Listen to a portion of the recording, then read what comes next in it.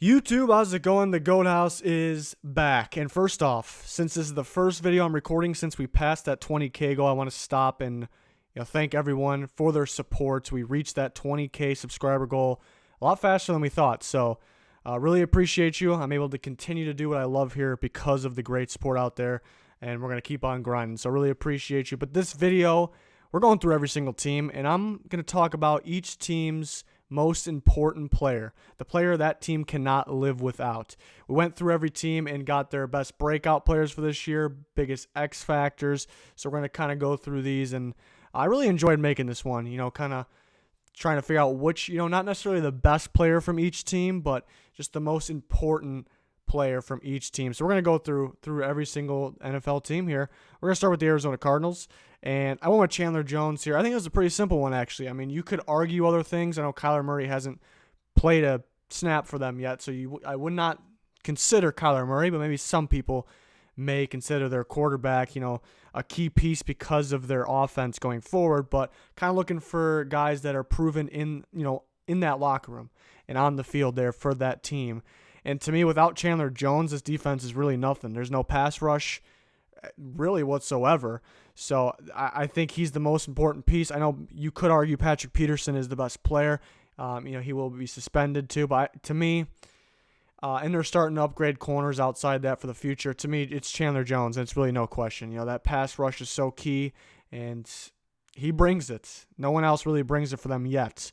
The Falcons, it's Matt Ryan. People could say Julio Jones, somebody like that. Maybe Julio Jones is their best player, but I can't even imagine the Falcons without Matt Ryan. You talk about when he won the MVP, when he led them to Super Bowl. When Matt Ryan plays to what he's capable of, that team is that good. So you take him away from this, it's a disaster, really. I mean, you could say Julio Jones. I would argue with you a little bit, not too much. I like Matt Ryan here for the most important piece of the Atlanta Falcons, a player they can't live without. And to the Ravens, a pretty tough one, actually. But I went with Marshall Yanda, so important to that offense, the new style offense, Lamar Jackson, maybe the best guard in football. It's so key there. Other guys I only consider one other guy. I know it's not Marlon Humphrey as the other guy I consider, but he's another up-and-comer, could be a big piece of that team. But Tony Jefferson, actually, I think underrated. You look at him at the safety position, he does a lot for this team. I think he really actually opened up the sacks and the pressure that this team got last year. Great job from the coaching staff, that defense, but we seen him line up anywhere, and really he was really good as a blitzing safety, and he kind of got in other teams' heads, quarterbacks' heads, which forced an insane amount of sacks. We go back to the Tennessee game where they had an insane amount of sacks, and I think it was Tony Jefferson. I really do. Like, he got to Mariota, a couple times, if it was a sack or pressure, and I think that threw him off for the whole game. I know Darius Smith had a really good game, but so that was another guy I really considered. But Yanda, looking at him being one of the better guards in football and how key that guard position is for this team, with this Lamar Jackson offense. And then moving on to the Bills, to me, it's no question. It's Jerry Hughes for me. It's absolutely no question. Another guy where, well, obviously, number one, we know pass rush is probably the second most important thing in football after quarterback play. And then you take away Jerry Hughes, you don't have much pass rush. But it's not only that. You've seen him get other players sacks. He can line up in different ways, different sides, and it kind of opens up things for those linebackers on blitzes or the other pass rushers. So kind of all that going together, and him being, really their only top-tier pass rusher from last year. They had Ed Oliver, who can get some good interior pressure, hopefully, and some young guys that can step up. But to me, this really wasn't a question. Some people may say Josh Allen. We know LaShawn McCoy, when he's healthy, it's a better team, obviously. But to me, I didn't really have to think much. Some of these coming up are real tough. I had a hard time deciding on one guy who was most important. But to me, this is another easy one. The Panthers, a very easy one. It's Cam Newton. We saw, kind of going back to what I said about Matt Ryan, when this guy plays to what he's capable of, he wins the MVP, but most importantly, he brings the team to the Super Bowl. Yeah, they didn't win, but right there. They're right there, and we see what the team's capable of. And then keep in mind, didn't have I mean, they didn't have McCaffrey back then. One, they didn't have the best. They never really had the best offensive line. It was much better then. They never had the best receiver unit. Yeah, Greg Olsen was in his prime. So he didn't have the best weapons around him. Kind of reminds you of Russell Wilson. Russell Wilson's much better than Cam Newton, but Cam Newton's definitely up there though for when he's 100% healthy. And then kind of going back to this last year, the first half of the season, he's fully healthy, and this team's legit. This team could win the Super Bowl. They can be back. While they have some holes at the same time, and then something's going on with his shoulder. You can see, he's not 100% healthy. Some quarterbacks, there's a question mark, and they had to sit him or something. You can see Cam Newton. There's no question mark. He was not healthy. Hopefully he's okay going forward. But you see the difference. You see the big difference here. And when Newton plays to what he's capable of, we know we're going to get a contender no matter who's around him. The Bears, and actually a tough one. I know that sounds ridiculous. Khalil Mack's their best player. But talking about their most important player, it is Khalil Mack. But I strongly consider Hakeem Hicks. Why? Because, he set that tone, that level for that defensive line. And I've talked about it in the past. I'll talk about it again. Interior D-line pressure. Interior pressure is key. There's not too much of it in the NFL, but it's a game changer. That's what I mean. It is a game changer. Hakeem Hicks brings that while also being an elite run stopper. And that's the first point these offenses have to get by. So it makes Khalil Mack's job a little easier. Khalil Mack, he's really good in the run game, but outside linebacker, rushing the passer most of the time. He's not going to be a huge factor in the run game in between the tackles. So that's where Hakeem Hicks really stepped up. Them stopping the run first, I talked about this during the year too. They stopped the run first. Then they got after the quarterback. That is what made them get after the quarterback better. But the reason it's Khalil Mack, not only is he the best player on the field, but it just makes the team different. And it makes the offense they're going against much different as well. They fear Khalil Mack. He's there. And then you take Khalil Mack away. There's not too much pass rush. Leonard Floyd had his moments, and he still got some upside.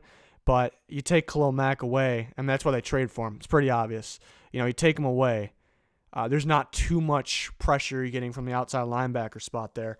And they're able to throw in some blitzes with the middle linebackers as well because of a guy like this. So he changes the game in so many ways. So it's definitely Khalil Mack.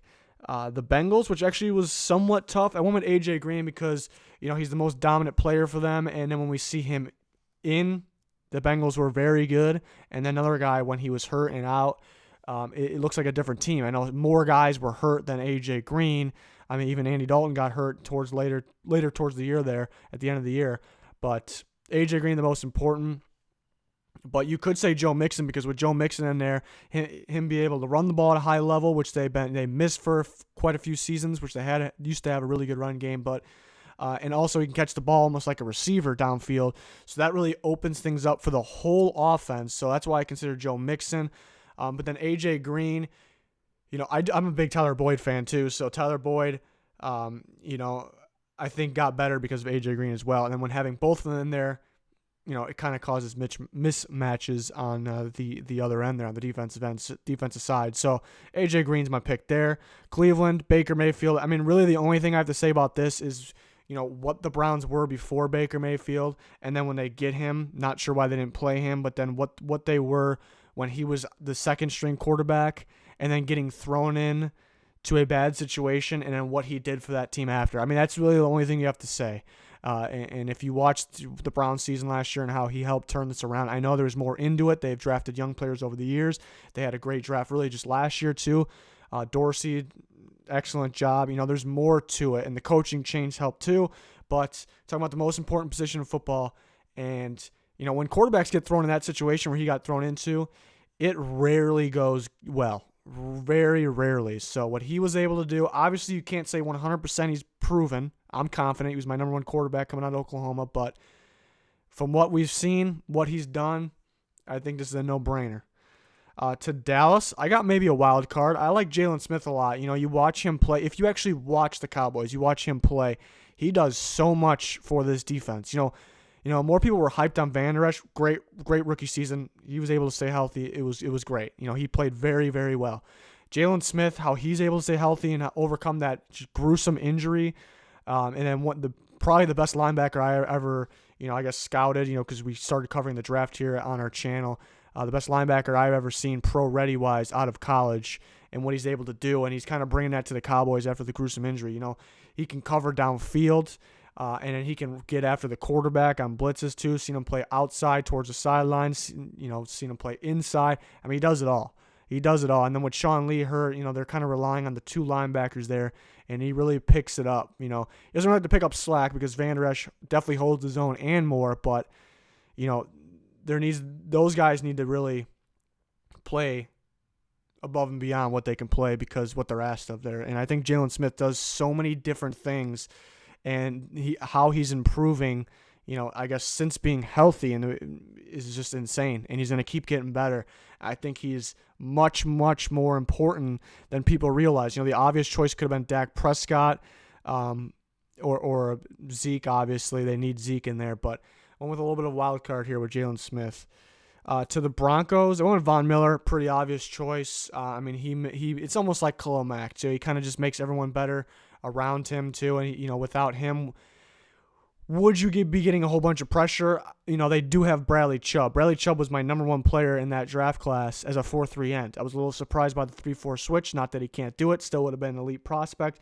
But it's a little bit of an adjustment, and having Von Miller there, I think really, really helps that. So he helps other players in that way. And obviously, he gets that elite tier pass rush. And without him, that Broncos defense wouldn't be where it's at, and it could be better too. We expect it to be better.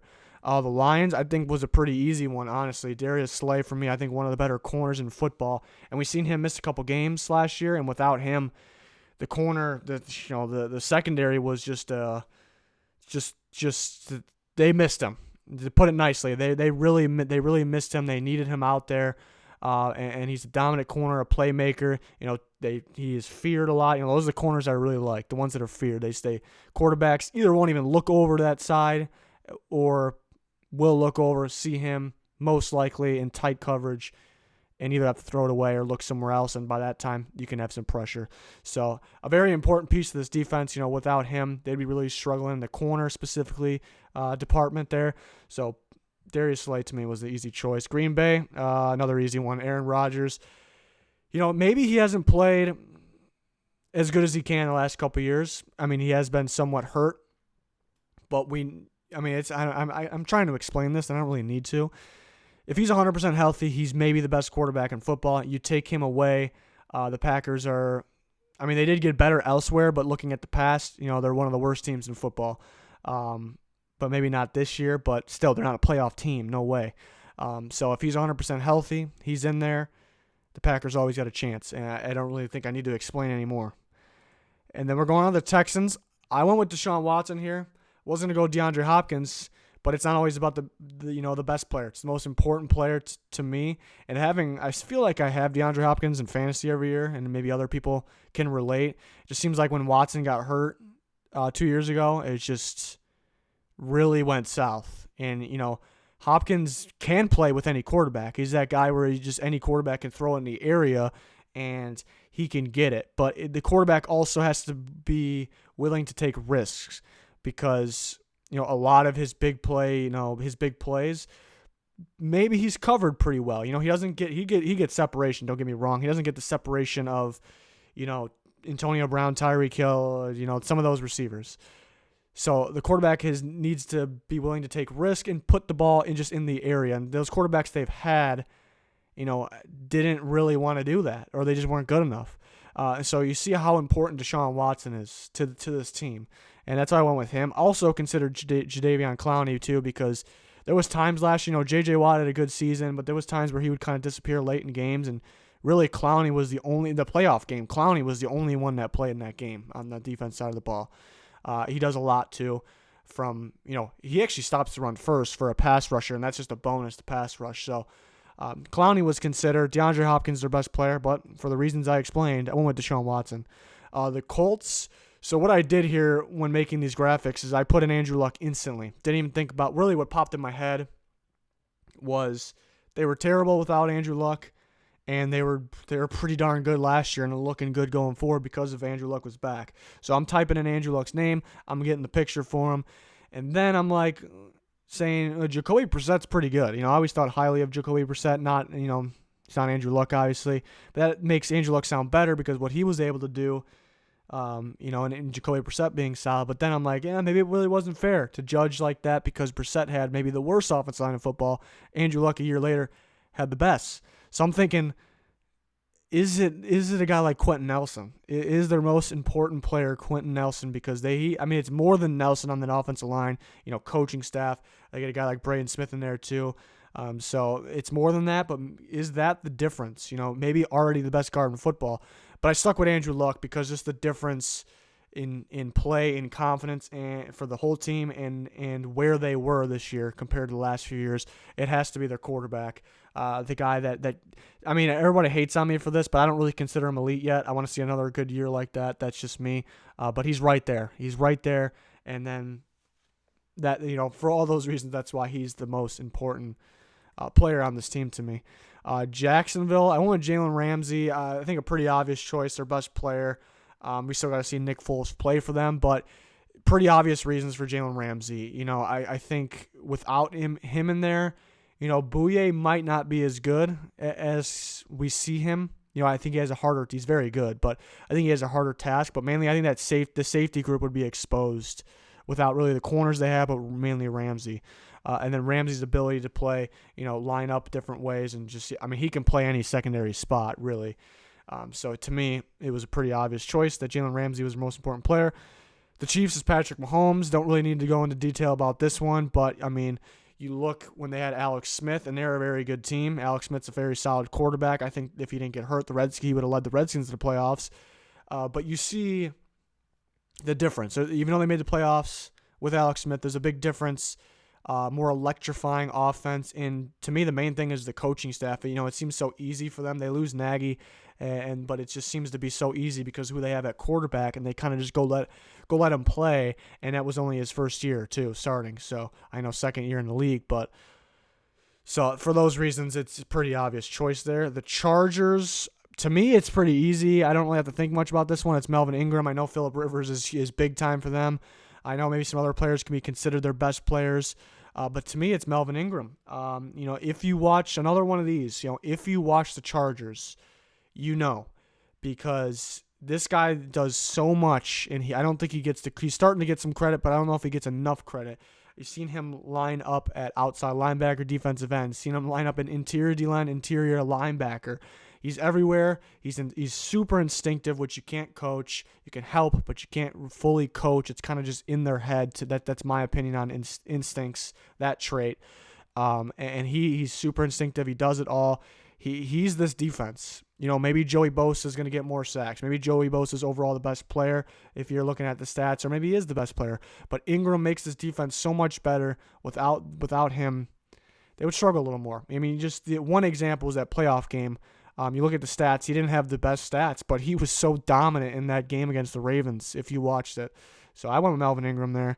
The Rams, I went Aaron Donald, pretty obvious choice there. Kind of going back to a game changer, or very, very, maybe the most important thing if you have it, the biggest game changer if you have it, is interior or just D-line pressure. Because there's not too much of it in the NFL. Quarterbacks aren't used to it. Pressure coming from more of the inside. And then the Rams didn't have the best pass rush from the outside, the 3-4 outside linebacker spot. So him leading in sacks just makes the Rams. It's the reason they go into the Super Bowl. Without Aaron Donald, they don't even get close, I don't think. And that's one player we're talking about. And we've seen him close out games. And we're talking about like the pressure part of it, which is the most important. But then if you look at the run stopping ability, he's probably the best at that too. So it's absolutely ridiculous. The Dolphins, I went with Laremy Tunsil. Their offensive lineman. Really, their offensive line took a big hit this offseason. It's supposed to be one of the worst in football, projected. But Tunsil is one of the better tackles, and he's getting better and better in each year, which makes sense. People forget he was an elite prospect, and because of a off-the-field issue video everyone remembers, he dropped a little bit. Didn't have anything to do with play. He's a very good tackle. Without him, this offensive line would be completely just terrible. I did consider, some of the defensive players like Kiko Alonso, their linebacker, Minkah Fitzpatrick. I think Minkah going forward really can't quite say it yet because what he's able to do, what he's gonna be able to do, where he lines up. I think he's gonna be very key for that defense. So it could be Minkah Fitzpatrick going forward. The Vikings, to me, was a no-brainer. It's Harrison Smith. Another one of those where if you actually watch the Vikings play, you know how much Harrison Smith does for this football team, for this defense, who's been one of the better defenses in the league. Talking about another instinctive guy, maybe the most instinctive guy in all of football. This guy reads so many plays as the offense lining up so many times. And we've seen a lot of these safeties today that do more than safety. They line up in the box, they blitz. It's almost like are they linebackers? Are they center fielders? We've seen him do all of that. There's not too many of them, but we start to see more and more. But what we don't see is those safeties play at an elite or high to an elite level at every single one of those. They're different positions, really. It's not just safety. And Harrison Smith does that, and he's that important to this team. I know they have some other guys that could be considered guys like Danielle Hunter, or maybe on the offensive side, one of the receivers. But to me, it's a no-brainer. What Harrison Smith does for this defense is insane. The Saints is Drew Brees. Another pretty obvious one. They have some other big-time playmakers that you could consider. But this is a Drew Brees offense, so that's really why. You take him away, it's just not the same offense. This is a Drew Brees offense. Nobody can run the Drew Brees offense. It doesn't look like anything like something we'd never seen, but even if you put other great quarterbacks in there, they could struggle. It's going to take time. I'm a believer in Teddy Bridgewater for the future. I was very high on him coming out of Louisville. Hopefully he's okay with the recovery from the injury and kind of sitting a lot, but even if he's good talent-wise right away, it's going to take some time because this is a Drew Brees offense here. And even though Brees he's still elite, but he hasn't been. 2 years ago, he was just absolutely ridiculous. Maybe he's not absolutely ridiculous. He's just ridiculous right now, but he's still that important because of his level of play and because this is his offense. The Giants, it's already Saquon Barkley. Without Barkley, there wouldn't be much. Teams fear Barkley. They don't fear their offensive line. Maybe a lineman or two on the left side. Hernandez is going to be good going forward too, and they have Solder, so that's who I'm referring to. But they don't really. Nobody's going to watch the tape and like, all right, this offensive line's going to be a problem. Nobody's saying that. Nobody's saying, all right, this quarterback's going to be a problem. And now with no Odell, who also missed some games over the years anyways, no one's saying this receiver unit's going to be a problem. And then looking at their defense, nobody's getting. There's some pieces here and there that teams, we got to watch out for this guy, But people are fearing Saquon Barkley. They're concerned about him, and what that does is, he can run the ball. That's number one. He can catch the ball to the backfield. But what that does is opening up a passing game for a team that isn't really supposed to be able to pass the ball too well, throw the ball too well. So that's what that does. It's a very obvious choice here. To the Jets, it's Jamal Adams, another one of those safeties that really does it all. We talked about Harrison Smith. Jamal Adams is getting there. He's getting close to him. But he does similar things. He does the similar things, lines up in the box, all over the field, pretty instinctive. I was super high on him coming out of LSU too. And that's why you draft the safety that high. That's why. I know it was the front office that just pretty much got fired, but I agree with the pick. Still agree with the pick. Obviously, one of the better safeties in football. He's going to continue to get better. He's definitely their best piece, most important piece. The Raiders, to me, is Rodney Hudson. I know they added a lot more pieces in the offseason that could take over the spot, but a guy that's proven in the Raiders field and the Raiders locker room, to me, is Hudson. The offensive line struggled a little bit, but I think one of the better centers in football and a key piece for them. But if we do this video next year at this time, Antonio Brown, somebody like that, or maybe it could be a rookie from this year. Maybe it could be Josh Jacobs. Or maybe it's Derek Carr. Derek Carr finally gets back to what he was before the injury. But to me, it's Rodney Hudson. The Patriots, it's Tom Brady. Kind of what we said about Drew Brees. It's Tom Brady's offense. He's the brains. Can't be replaced. He's not maybe the same Tom Brady as we saw last year even or the year before. But he's the brains. That's what it is. He's still got the talent too, obviously. He makes everyone better. Do I really need to explain another one? I don't really need to explain. The Eagles, the toughest one was the Eagles. I went with Lane Johnson.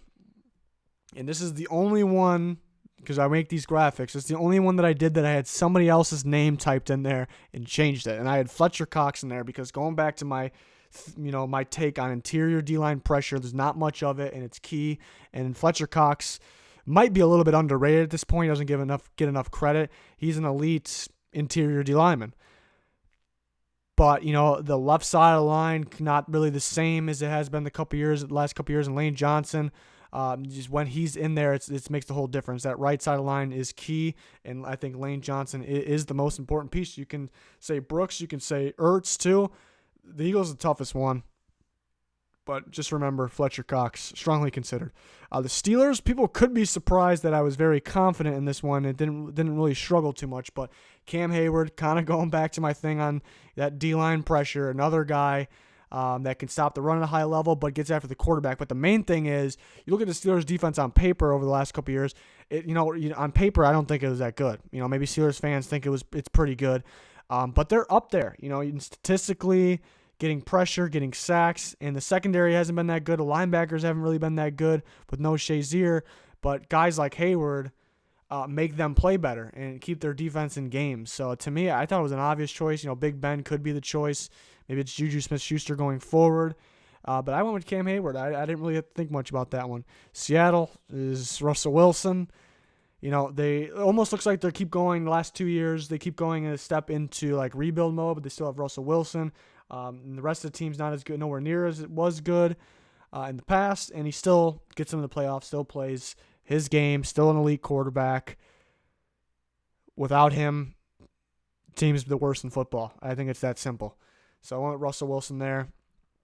And, really the lack of talent he's had in some years on the offensive side, too. The offensive line struggled. It got much better last year, but that struggle, they didn't always have the best receiver. They had some guys that were solid, but they didn't have the best receiver unit, so that too.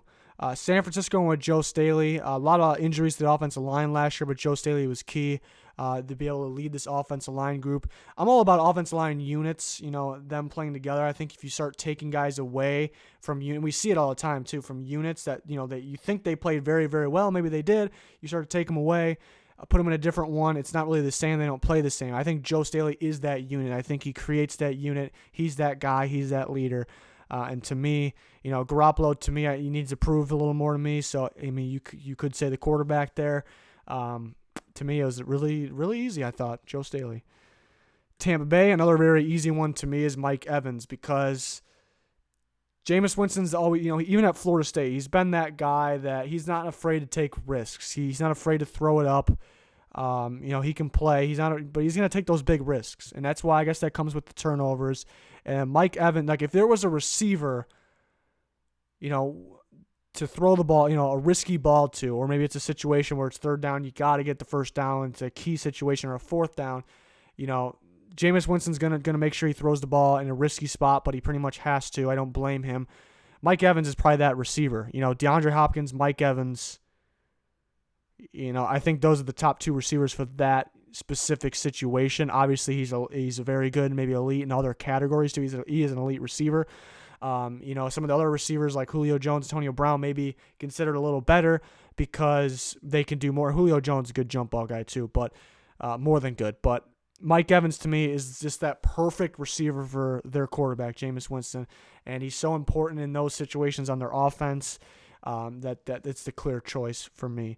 The Titans, I went with Mariota. Definitely not their best player lately, but he's definitely their most important piece. You go back and look at his second year of his career, and we see what he's capable of. He was ridiculous that year, so we'll see if we can get back to there. But the main reason he's here, he's just a key part of this offense. They haven't really, something I never really agreed with. They never got a backup that was a similar play style or system that is Mariota, which really confused me. The whole offense just changes. I know that really happens for any backup quarterback, but because they're a backup, they're not as good as a starter. But the whole offense changes, and that never really made sense to me. But my point is, when he's in there, they win games. When he's out or hurt, playing hurt, they don't. They just don't, and they barely miss out of the playoffs. So. To me, it's pretty clear that he is their most important player. He needs to stay healthy. Some non-Tennessee Titan fans they may be confused on why, but the Titans fans consider Mariota, they refer to him as the GOAT over there, and there's a reason for it. They know what he's capable of. They haven't had a quarterback like this, and if he's just got to stay healthy. So he's definitely their most important piece. Let's see if he can stay healthy this year. And the Redskins, maybe the second toughest one after the Eagles, I'd say. There was some tough ones. I went with Trent Williams, though. It was really tough not going a guy like Ryan Kerrigan. who brings that pass rush for them and has been. I guess he kind of carried the load for that pass rush group, and which made their defense better. So Ryan Kerrigan, it's hard not putting him on here. Brandon Scherf was strongly considered as well. Maybe it's a guy like Jonathan Allen going forward. But Trent Williams, to me, there's a huge, huge difference when he's in the game and he's out of game. I know there's something going on with him not showing up recently. It's a different debate. But and then when he's injured, he needs to stay healthy. He needs to stay healthy when he's on the field. Huge, huge difference with the offense, with the team. They need their captain out there. And I'm on record saying in the last couple of years, and I'm kind of still sticking with it, I think if healthy, we'll see how he plays, if he's healthy this year, but if healthy, I think Trent Williams is the best offensive tackle in the NFL. I've said that 2 years ago, was 100% confident on it. Last year, seen him in and out of games, a little less confident, but I love his game. He's the one that stands out to me. Offensive linemen don't stand out a whole bunch. I think they start standing out more and more these years, but to me, I still think he's capable of being the best left tackle, easily the left tackle, best tackle in football if he's healthy. We'll see what goes on, see if he's on the field for them, if he's on the field for them this year. I think he's just that key of a piece. So, went through all 32 teams there. Let me know your guys' thoughts in the comment. I'm curious to see what you guys agree with me on, disagree with me on. If who will you go for every single team? Any video suggestions like this, I'm taking them. We're still predicting the upcoming season. I'm getting more and more into that. We have plenty of predictions on the channel already. I kind of want to go back and look at old draft classes too. I think that's fun. We'll talk about who's the best players from each round of old draft classes. I think that'll be a lot of fun. So plenty to come here at the Goat House. Appreciate if you subscribe. If you don't, daily sports videos, we got you covered. Please subscribe. That's going to do it for this one. Thanks everyone for their support. Thanks for watching. Goodbye.